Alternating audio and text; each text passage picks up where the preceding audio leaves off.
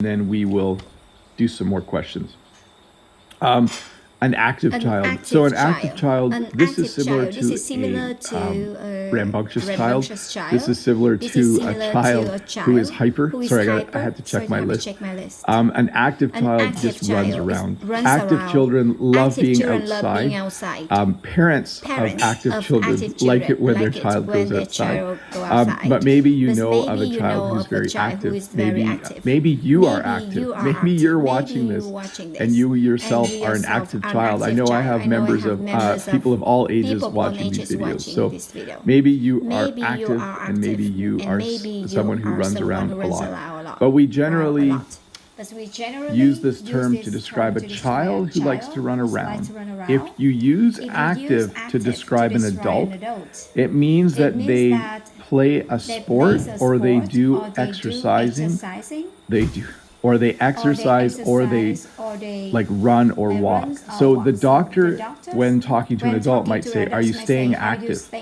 And you could say, "Yep, I'm a very active person. I go to the gym 3 times a week and I run twice a week."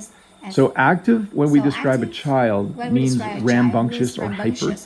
But active, when we describe an adult, means someone who is exercising regularly. Curious. So you could use curious to describe adults as well, but we use this word a lot when talking about children. You know, he's a curious child or she's a curious child. He's always outside looking at insects and looking at the trees and just very curious, very interested in the world around them. Curious children are awesome. My kids are very curious as well. They all like to learn new things, and I'm happy about that. It's good to be curious about the world around you. It's good to want to learn new things because you are curious. Let's see here. Imaginative. I think this word might also be from another lesson. Someone who is imaginative is very creative. An imaginative person probably likes to draw or probably likes to dream a little bit, like in the sense of thinking about cool things that they can make. An imaginative person uses their imagination. So it's an interesting word. When you imagine something, you picture it in your mind.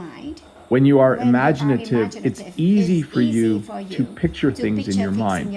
So let's say the teacher says, draw a picture of the sky. If you were imaginative, you would have all different ideas for how to draw the sky, and you would create a picture with a really cool drawing. So a lot of children are very imaginative. I think as we get older, we become less imaginative. I think that's the sad thing about life.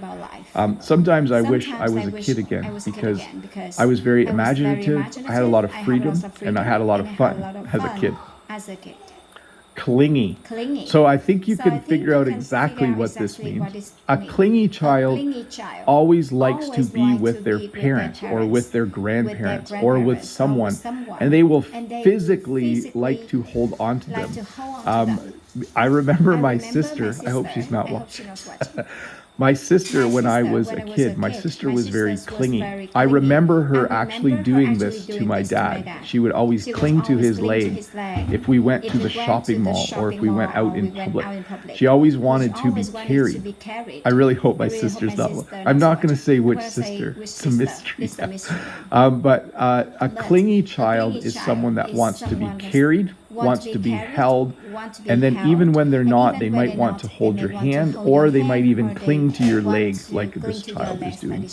A clingy person. We use this also to describe adults, but not in a physical way. A person who is clingy as an adult simply wants to be in the same place as you. So you might have a friend who's very clingy, who just always wants to visit you and be around you. But when a child is described as clingy, they're very physically clingy, for sure. Moody. So moody generally means a negative mood and different moods, okay? So a moody person might be kind of happy and then sad and then angry and then upset.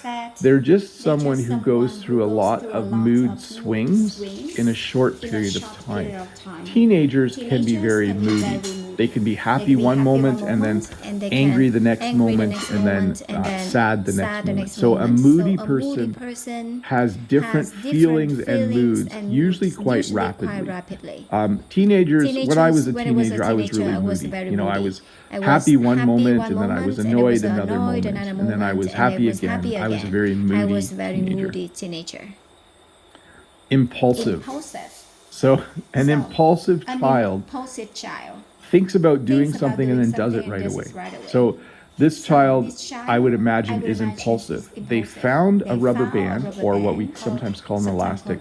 They found a rubber band and then they just shot it without thinking about whether they should do it or not, without thinking about what would happen. An impulsive child is usually always touching things. When you go to a store to shop with an impulsive child, they might just take clothes off the rack and look at them. And you might be saying, hey, put that back, don't touch everything. So an impulsive child thinks about doing something and then does it quickly without thinking. We also use this to describe adults in the same way. Some adults are quite impulsive, but generally children are far more impulsive than adults. They do things quickly and without thinking sometimes. Belligerent. So a belligerent child is a stubborn child. A belligerent child is a child who doesn't always do what their parents say and sometimes gets a little bit angry about it. A belligerent teenager might actually get angry at their parents. One common phrase that teenagers sometimes say is to parents is, "You're ruining my life." So sometimes teenagers, they'll stomp around angry and say, "You're ruining my life." And we would say they're being belligerent.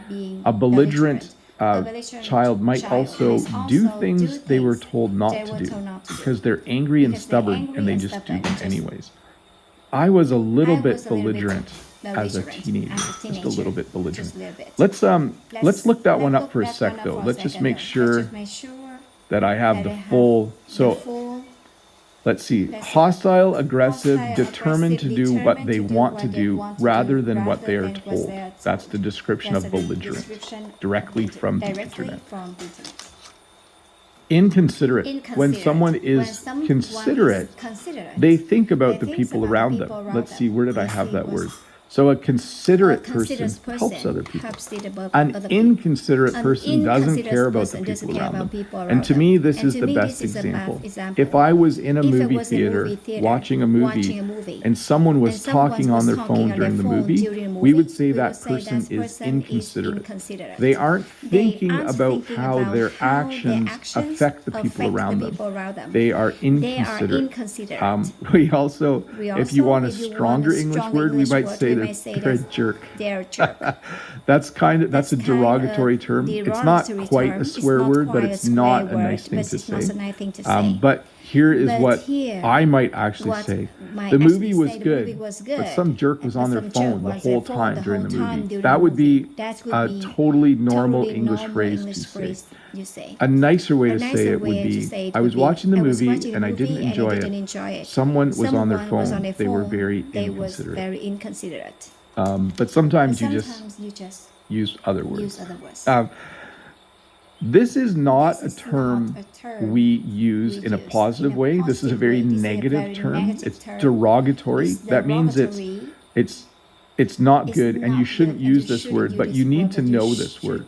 A crybaby is used to describe someone who complains easily or actually cries very easily. So sometimes you might know a child who, for the simplest reason, they start to cry. And someone might describe them as a crybaby. I would not use this term. It's a very rude term. But you will hear this word in movies and on television. So you do need to know it. So this is definitely a word I'm teaching you so that you recognize it, but not a word to use because it's kind of mean to use this word. But when you watch a movie, you might even hear them describe an adult as a crybaby, someone who cries a lot, or someone who complains or whines a lot might be described as a crybaby. Interestingly enough, two of the most common ways to describe children are to say that they are a good kid or that they are a bad kid. So we have good kids. They'll say, yeah, my nephew, he's a good kid. Or, hey, I was just trying to think of another example for bad. Yeah, you could say, my cousin's kid is a bad kid. So a good kid obviously does good things. A good kid maybe has a part-time job, is saving up money, has friends and goes to school and gets relatively good grades. Whereas a bad kid might skip school. A bad kid might not do their homework. A bad kid might have a job and then not go in and get fired. So good kid, bad kid. They're the simplest ways to describe people, but they're very, very common. In fact, sometimes people will say, hey, you have good kids. No one's ever said I have bad kids. I hope they don't. I hope I don't ever hear that word. We also have